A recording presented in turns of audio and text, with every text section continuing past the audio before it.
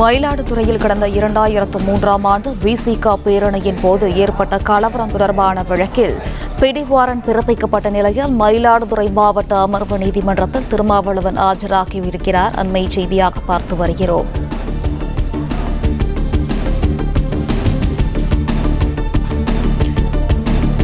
மயிலாடுதுறையில் கடந்த 2003ஆம் ஆண்டு விசிக பேரணியின் போது ஏற்பட்ட கலவரம் தொடர்பான வழக்கில் பிடிவாரண்ட் பிறப்பிக்கப்பட்ட நிலையில் மயிலாடுதுறை மாவட்ட அமர்வு நீதிமன்றத்தில் திருமாவளவன் ஆஜராகியுள்ளார்.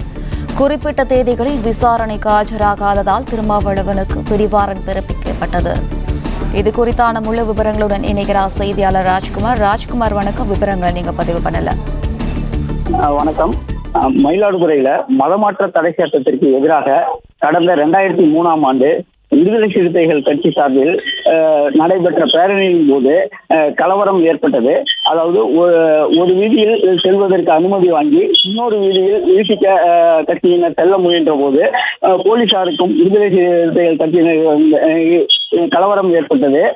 இதுல திருமாவளவன், அதாவது விடுதலை சிறுத்தைகள் கட்சி தலைவர் திருமாவளவன் உள்ளிட்ட 42 பேர் மீது வழக்கு பதிவு செய்யப்பட்டு இந்த வழக்கு 3 பிரிவாக பிரிக்கப்பட்டு விசாரணை மயிலாடுதுறை நீதிமன்றத்துல நடைபெற்று வருகிறது.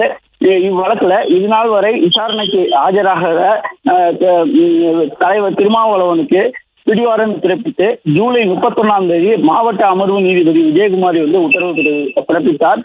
இந்த பிடிவாரண்ட் உத்தரவை திரும்ப பெற வலியுறுத்தி விசிக வழக்கறிஞர்கள் மனு தாக்கல் செய்திருந்த நிலையில ஆகஸ்ட் 27ஆம் தேதி, அதாவது இன்று நீதிமன்றத்தில் நேரில் ஆஜராக வேண்டும் என்ற நிபந்தனையுடன் பிடிவாரண்ட் உத்தரவு திரும்ப பெறப்பட்டது.